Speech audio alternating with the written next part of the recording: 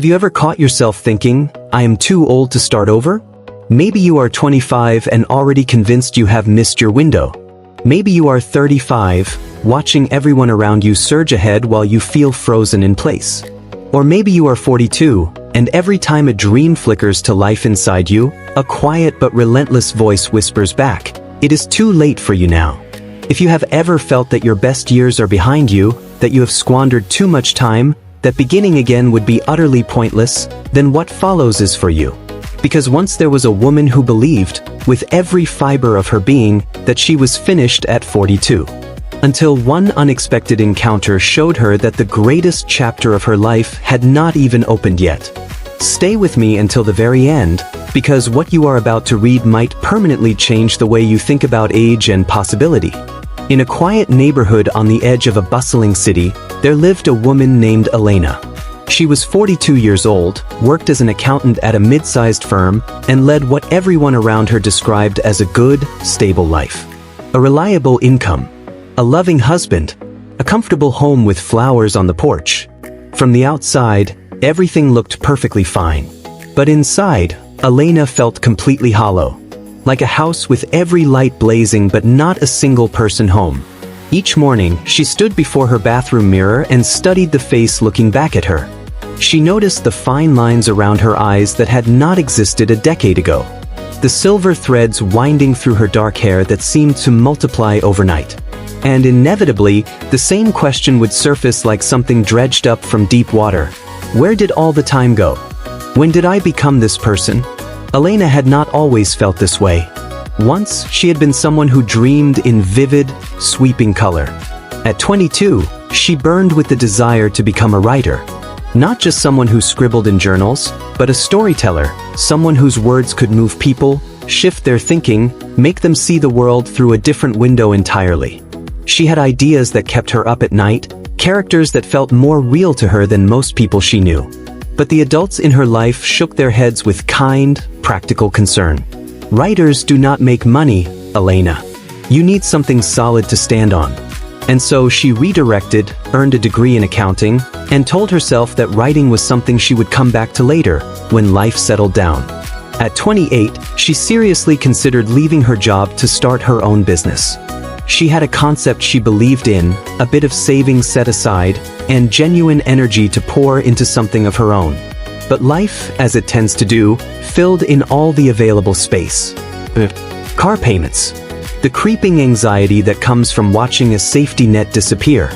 Risk began to look less like courage and more like foolishness. So she stayed where she was, in a job that paid well and meant very little. At 31, she fell in love with the idea of studying psychology. She had always been the friend people came to in crisis, the one who could sit with someone's pain without flinching. She researched programs, requested catalogs, imagined herself in lecture halls filled with curious students. Then she did the math on the ages. I would be 35 by the time I finish. Everyone else in the program will be 22. I will look ridiculous. She closed the catalogs and put the dream away like something fragile she was afraid to break. At 35, a college friend launched a startup that quickly gained traction in the media. Elena read about it over her morning coffee and felt something crack open in her chest. It was not pure envy, though there was certainly some of that. It was something heavier and more personal. A grief she had not expected. The particular ache of a life she could have been living.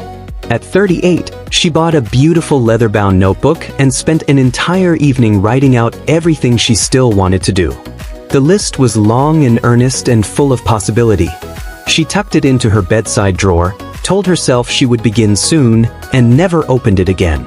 Now, at 42, she felt the way she imagined athletes must feel watching a game end from the bench. The buzzer had sounded. The time had expired. Whatever might have been was simply no longer available to her. She watched younger colleagues earn promotions she had once quietly hoped for herself. She read magazine profiles of 30-year-old entrepreneurs and felt the familiar voice rise up inside her like a tide. You had your chance. You waited too long. Everyone else started earlier and smarter and braver than you. It is over. It is simply over. Her husband saw it in her eyes. On quiet evenings when they sat together after dinner, he would reach across the table and say, "Elena, you seem far away lately. Like something is wearing you down." And she would offer him a small, practiced smile. "I am just tired from work," she would say. Just tired. But exhaustion from work was not what she felt. What she felt was the accumulated weight of a dozen shelved dreams pressing down on her every single day. The relentless ache of roads not taken. The strange grief of being a person who had stopped believing she was capable of becoming someone different. On the evening of her 42nd birthday, her husband filled their home with friends and laughter. There was a chocolate cake from the bakery she had loved since her 20s. There were gifts wrapped in bright paper, warm hugs, and the sincere good wishes of people who genuinely cared for her. When they gathered around the table and the candles were lit, she smiled with everything she had. But when she looked at those 42 flames dancing in the dim light, something deep inside her simply gave way. 42 years. More than half of whatever time she had been given. And for what? She could not finish the thought. She excused herself quietly, found the bathroom at the end of the hall, closed the door, and sank down onto the cold tile floor. And for the first time in a very long time, she allowed herself to cry. Not polite, manageable tears. The deep, shaking kind that have nowhere left to go. She cried for the writer she had never become and the stories she had never written. For the business she had never started and the risks she had never dared to take. For the psychology degree that had stayed a fantasy. For every version of herself that she had quietly let die because someone had told her to be practical, or because she had told herself it was already too late. About 20 minutes later, her closest friend Maria found her there.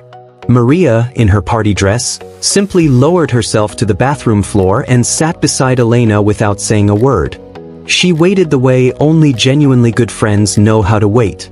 When the tears finally slowed, Elena whispered, "I have wasted my entire life, Maria. 42 years old and I have nothing to show for any of it. I missed everything. I waited too long and now it is just over." Maria was quiet for a moment.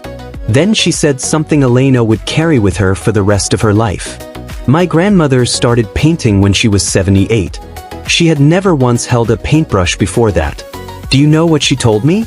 She said it was the first time in her whole life that she had felt completely, truly herself."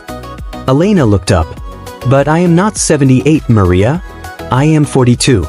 Everyone in my field started in their 20s. How am I supposed to catch up to people who have a 20-year head start?" Maria looked at her steadily. "Where are all those people now? Some succeeded. Some failed. Some are still wandering around trying to figure out what they actually want. The only real difference between them and you is that they made a decision to begin. Not because they were younger. Not because they had more time. Simply because they started." Elena looked down at her hands. "But what if I fail? What if I try and I am terrible and I waste even more time on top of all the time I have already wasted?" Maria took Elena's hand in hers. "What if you do not try at all? That is the real failure, Elena. Not trying and falling short. Never trying. That is the thing you will still be mourning at 78. Not that you attempted something at 42 and struggled. That you never attempted it at all." The morning after her birthday, still raw and shaken, Elena did something she had not done in years. She went to a small coffee house she had loved in her younger days, found a corner table, and opened a blank notebook. She was going to write something. Anything. Just one paragraph. Just a few sentences to prove to herself that she still could. For over an hour, the page stayed completely empty. Her pen hovered. Nothing came. The woman at the next table noticed. She was perhaps in her mid-60s, poised and unhurried, with the kind of quiet confidence that does not need to announce itself. Her fingers were faintly stained with ink. "Forgive me for asking," she said gently, "but is that writer's block you are experiencing?" Elena let out a short, humorless laugh. "It is more like life block, I think. I am trying to start something I should have started 20 years ago. But I am fairly certain I have missed my moment entirely." The woman smiled. "May I sit with you for just a minute?" Elena nodded, grateful for anything that interrupted her spiraling thoughts. The woman settled across from her and placed a small ceramic pot on the table between them. Inside it was the most delicate seedling Elena had ever seen. A few inches tall, almost translucent in its fragility. "Do you know what this is?" the woman asked. "A seedling. Some kind of tree, maybe? A Japanese maple. Do you know how long it takes to grow into a full, mature tree?" Elena shook her head. 20 years. Sometimes 30, depending on the conditions. The woman looked at Elena directly. "If I plant this today, I may never see it fully grown. I am in my 60s. People might look at me and ask why I would bother starting something I cannot see to completion. Why invest in a tree you will barely know?" She leaned slightly forward. "But here is what those people fail to understand. The best time to plant a tree was 20 years ago. That is absolutely true. But the second best time is right now. Today. This very moment. Because even if I only watch this tree grow for 10 or 15 years, I still get to witness it reach toward the light every season. I still get to tend to it. I still get to know that I created something that will outlive me, something that will offer shade and beauty to people who have not even been born yet." Elena stared at the tiny seedling and felt something loosen inside her chest. "Your dreams are this tree," the woman continued. "You are measuring yourself against people who planted their trees 2 decades ago. You see their tall, established canopies and think you can never catch up. But those people did not have 20 years when they began. They only had today. Exactly as you have today." She reached into her bag and drew out a journal, worn soft at the corners from years of use, its pages thick with handwriting. "I am a writer. I published my first novel at 54. A debut author at 54 years old." Publishers raised their eyebrows. Critics were quietly skeptical. But my readers did not care in the slightest how old I was when I started. They only cared whether my story moved them. She turned through the filled pages slowly. "I began writing seriously at 48. 6 years of learning and failing and beginning again before I earned that first book deal. People asked me constantly why I was chasing a dream at my age. Shouldn't I be thinking about retirement? Security? The future?" She closed the journal and looked at Elena with the particular intensity of someone sharing a truth that rearranged their entire life. There is no perfect age to begin. There is no magical alignment of circumstances where everything is finally right. There is only the age you happen to be right now, and the choice of whether or not you start. You are not too old at 42, Elena. You are exactly the right age because 42 is the age you are. And from 42, if you are fortunate, you have another 40 or 50 years ahead of you. That is not too late. That is practically an entire second life. She paused. But before any of that is possible, you have to let go of 3 lies you have been telling yourself. 3 lies that are keeping you completely frozen. Elena leaned forward without realizing she had done so. The first lie, everyone else started earlier, so I can never catch up. This simply is not true. Yes, some people had a head start, but a chef I know opened his first restaurant at 51. A therapist I admire went back to school and earned her degree at 38. A teacher I respect began his career in a classroom at 45. Achievement and fulfillment recognize no age limit. The only thing with a deadline is starting, and you can start at any age. The second lie, I have wasted too much time, so what is the point of beginning now? You have not wasted anything, Elena. You have lived. You have gathered experience and understanding and a kind of hard-won depth that younger people genuinely do not have yet. You are not starting from zero. You are starting from 42 years of being a full human being in the world. That is not a disadvantage. That is a foundation. The third lie, it is too late for this to matter. If you live to 80, and there is every reason to believe you might, you have 38 years ahead of you. That is more time than most celebrated people had when they first set out. The real question is not whether it is too late. The real question is whether you will actually begin. Elena left the coffee house that afternoon carrying the little seedling carefully in both hands, the woman having pressed it on her as a gift. At home, she planted it in a ceramic pot and set it on the windowsill of her bedroom where she would see it every morning when she woke. Then she opened her laptop, created a new document, and wrote her first sentence in over 20 years. It was not a good sentence. It was, in fact, quite bad. She deleted it almost immediately. Then she wrote another. This one had something in it, some small spark. She decided to keep it. For the next 3 months, Elena wrote every single morning before leaving for work. Some mornings the words came in a rush, and she produced 1,000 of them. Other mornings she managed 100. And some mornings she sat and stared at the screen for 30 minutes and produced absolutely nothing at all. But she sat down regardless. She opened the document. She showed up. She had imagined she would feel inspired, energized, creatively alive in the way people describe in interviews. Instead, she felt clumsy and uncertain, like someone attempting to walk again after years of being still. Her sentences felt forced. Her stories felt thin. She wanted to stop, genuinely and desperately, at least 100 separate times. But every time the old voice surfaced, "You are too old for this, you are wasting your time," she would look at the seedling on the windowsill. In 3 months it had grown perhaps half an inch. Barely visible. But it was growing, steadily and quietly, a little more each day. So she kept writing. 6 months after she began, Elena completed her first short story. It was rough and uneven and needed significant work. But it had a beginning. It had a middle. It had an end.